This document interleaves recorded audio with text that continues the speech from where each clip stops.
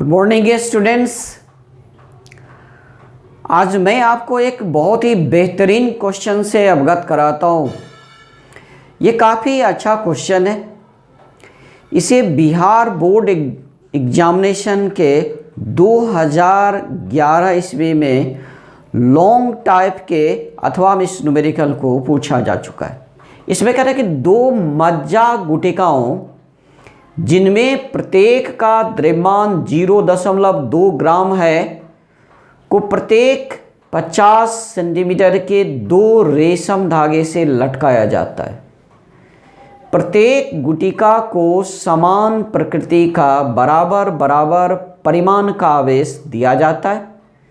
यदि ये गुटिका 4 सेंटीमीटर की दूरी पर विकर्षण के बाद अस्थिर हो जाते हैं तो प्रत्येक गुटिका पर आवेश की गणना करें। अगर इंग्लिश मीडियम के छात्र हैं तो आप देखें, इंग्लिश मीडियम में भी यहाँ लिखा हुआ है 2 pith balls of mass 0.2 gram each are suspended by 2 nylon strings of length 50 cm each. They are charged with charge of equal magnitude and same nature.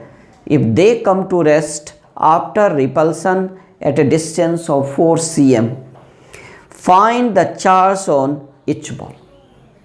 ये बहुत लाजवाब सवाल है। चूँकि बोर्ड एग्जामिनेशन में पहले भी पूछा है तो जाहिर है कि आने वाला वर्ष में भी इसका चांस बनता है। और अगर पूछ दिया तो मैं अपेक्षा करता हूँ कि आप 5 में से 5 मार्क्स उठा लोगे।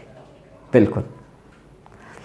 ये देखिए, आप सबसे पहले जब आप इस तरह के सॉल्यूशन को सॉल्व करते हो तो सबसे पहला काम होता है कि इसकी आप डायग्राम बना लो अच्छी तरह से, और इसमें जो डाटा दिया हुआ है उसको आप लिख लो उस डाटा को। तो क्वेश्चन में कह रहा कि pith ball of mass 0.2 gram each. तो जो गिवन डाटा जो कि आपको दिया गया है, गिवन डाटा, इस डाटा में आपको दिया है कि मास m बराबर आपको दे दिया है 0.2 ग्राम। ये ग्राम में किलोग्राम में कन्वर्ट कीजिए तो 0.2 इंटू 10⁻³ किलोग्राम। ग्राम में था, मैंने किलोग्राम में कन्वर्ट कर दिया क्योंकि ऐसा है सिस्टम आपको बनाना। 2 nylon strings of length 50 cm etch. तो जो नायलॉन स्ट्रिंग की लेंथ है L, ये आपको 50 cm दिया है सेंटीमीटर में। इसे आप मीटर में कन्वर्ट नहीं भी करोगे तो कोई हर्ज नहीं है, या कन्वर्ट कर भी सकते हो, कोई फर्क नहीं पड़ेगा, आप देख सकते हो। उसके बाद दिया हुआ कि they are charged with charge of equal magnitude and same nature if they come to rest after repulsion at distance of 4 cm।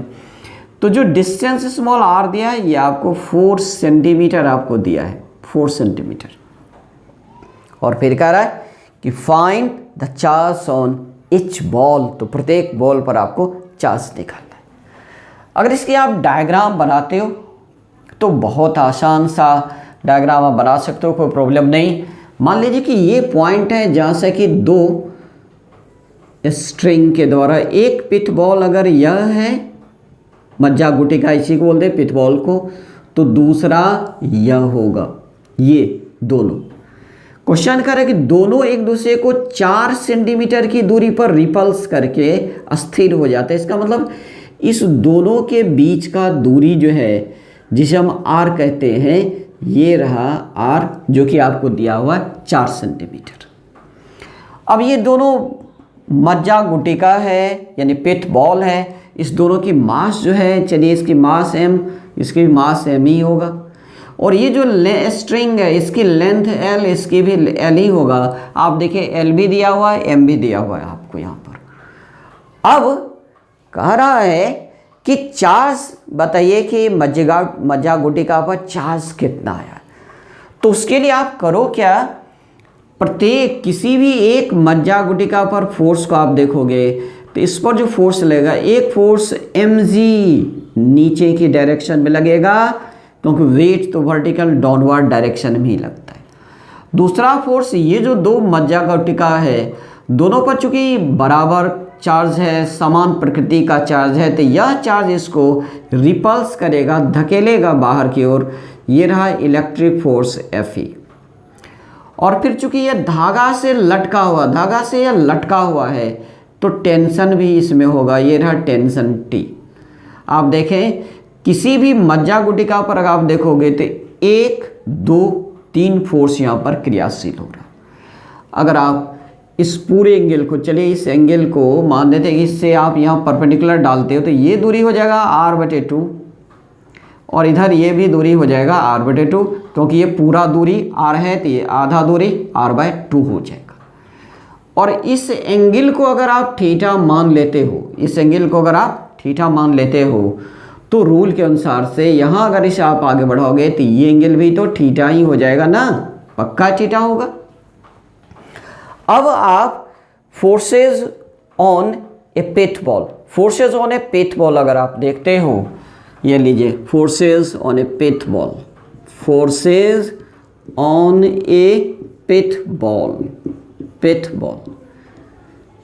यानी किसी एक मज्जा गुटिका पर जो बल लग रहा है उसे आप देख पा रहे हो। यहाँ पर आप देखो, एक इस डायरेक्शन में लग रहा है, ये है टेंशन, दूसरा इस डायरेक्शन में लग रहा है, ये है Fe, और तीसरा वर्टिकल डाउनवर्ड डायरेक्शन में लग रहा है, ये है Mc।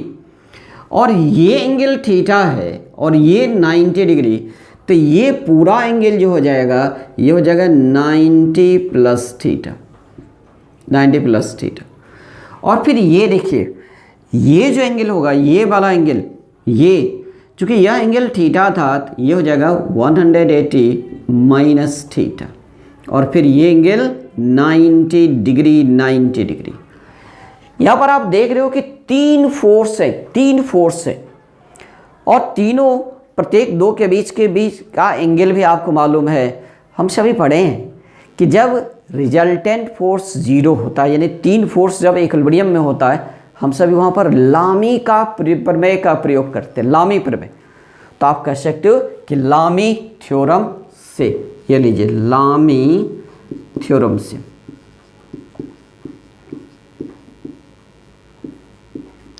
लामी थ्योरम का अगर आप प्रयोग करते हो तो आप ये देखिए सर, ये जो Fe है इसके सामने का जो एंगल है 180 माइनस थीटा, तो आप ये कहोगे कि Fe बटे साइन 180 माइनस थीटा।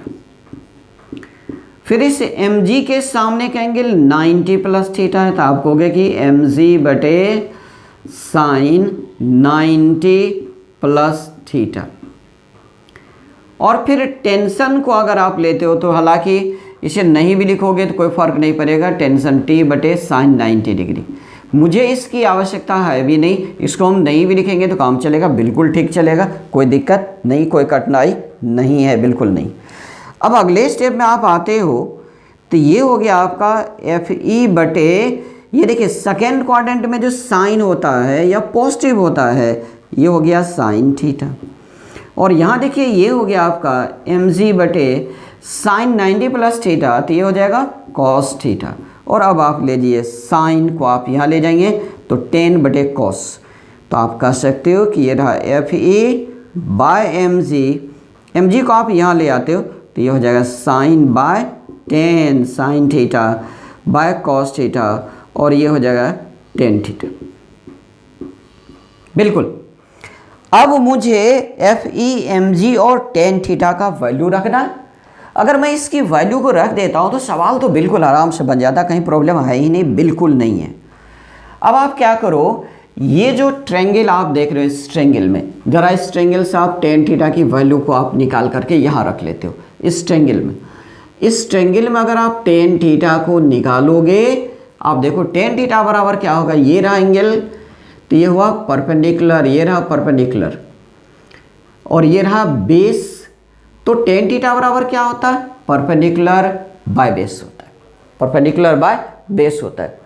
तो परपेंडिकुलर अगर यहाँ पर आप कैलकुलेट करते हो तो परपेंडिकुलर तो r/2 है, तो आप कहेंगे कि r/2 डिवाइड। अब बेस निकालना है, तो बेस निकालने के लिए आप देखिए ये रहा l²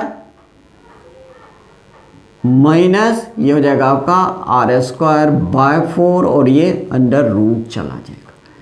अब आप देखिए ये r/2 है और यहाँ पर अगर आप वैल्यू रख लेते हैं तो r देखिए 4 सेंटीमीटर है। चूंकि यहाँ पर रेशियो निकाल रहे हैं तो आप सेंटीमीटर में ही रख दीजिए, कोई फर्क नहीं पड़ता है।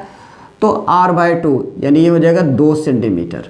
और नीचे अब आप देखिए l² तो l मीन 50 का स्क्वायर और ये रहा r²/4। तो r आप देख लीजिए r = 4 और 4 का स्क्वायर 16/4, तो ये तो 4 ही रहेगा ना और ये अंडर रूट हो गया। अगले स्टेप आप देखिए ये हो जाएगा आपका 2 डिवाइड, ये हो जाएगा 2500 माइनस 4 अंडर रूट। और अगर आप इसे कैलकुलेट करते तो ये 2 डिवाइड, ये देखिए 2500 में से 4 घटाते हैं तो लगभग तो 2500 ही रह जाता है और उसका रूट कीजिएगा तो लगभग ये 50 ही रह जाता है। यदि आप इसे 1/25 कह लेते तो tan थीटा = 1/25। तो यहाँ पर अब आप आ जाइए, ये जो FE है FE, तो FE = आप कहोगे कि mg tan theta, mg tan theta. अब आप अगले स्टेप में आइए, FE के बजाय आप क्या लिखोगे 1/4 पाई एप्सिलॉन नॉट और चार्ज दोनों पर बराबर है तो q²/r² इक्वल mg के बजाय आप mg ही लिख लो और tan थीटा तो अभी मैं tan थीटा ही लिख देता हूँ, कोई फर्क नहीं पड़ता। अगले स्टेप में आइए, आपको निकालना चार्ज यानी q² इक्वल, अब आप इन सभी को यहाँ मल्टीप्लाई करोगे तो आप कहोगे 4 pi epsilon not r² mg tan theta. और अगले स्टेप अगर आप q निकाल दें, यहाँ पर q² है, अगर आप q निकालते, चलिए मैं यहाँ से स्क्वायर को अगर ख़त्म कर देता हूँ तो आप यहाँ पर रूट लगाओगे और अगर आपने रूट लगा लिया तो अगले स्टेप में देखिए ये जो 4 पाई एप्सिलॉन नॉट है इसका वैल्यू लिखिएगा तो 1/9 इंटू 10⁹ और फिर r² रूट के अंदर है। तो ऐसा कीजिए कि आप r को बाहर कर लीजिए, रेस्ट अंडर रूट में रहेगा m इंटू c। तो m का वैल्यू यहाँ से लेते हैं 0.2 है, 0.2 ग्राम में किलोग्राम में 10⁻³ से आप मल्टीप्लाई कर, तो g की वैल्यू लगभग में आप 10 रख लो और tan थीटा 1/25, तो यहाँ आप 1/25 लिख लेते हो। अगले स्टेप में आइए, अब इस स्मॉल r की वैल्यू आप रख लो तो ये 4 सेंटीमीटर है, जिसे मीटर में कन्वर्ट कीजिएगा 10⁻² से मल्टीप्लाई करना पड़ेगा।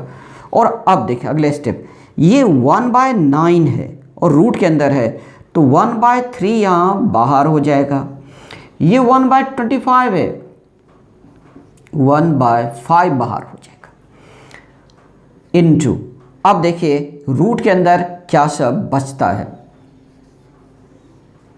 ये मैं हटा लेता हूँ, अंडर रूट लगा चुका। ये 0.2 है इंटू 10 तो ये हो जाएगा 2 और इंटू 10⁻, ये रहा -3 और ये -9 तो -3 -9 कुलाम में रहेगा, ये तो कुलाम माइनस आएगा क्योंकि ऐसा सिस्टम आप सॉल्व कर रहे हो। अब यहाँ आप देख सकते हो ये हो गया 4 और इस 2 को अगर बाहर लाओगे तो इंटू √2 आपको करना पड़ेगा, 3 × 5 तो ये हो जाएगा आपका 15 इंटू 10⁻, ये देखिए -2 और यहाँ पर देखिए -12 बाहर आया, रूट के अंदर है तो -6 बाहर हो जाएगा कुलाम मेरा। अब 4 इंटू √2 तो 4 इंटू 1.414 डिवाइड 15 10⁻⁻8 कुलाम में।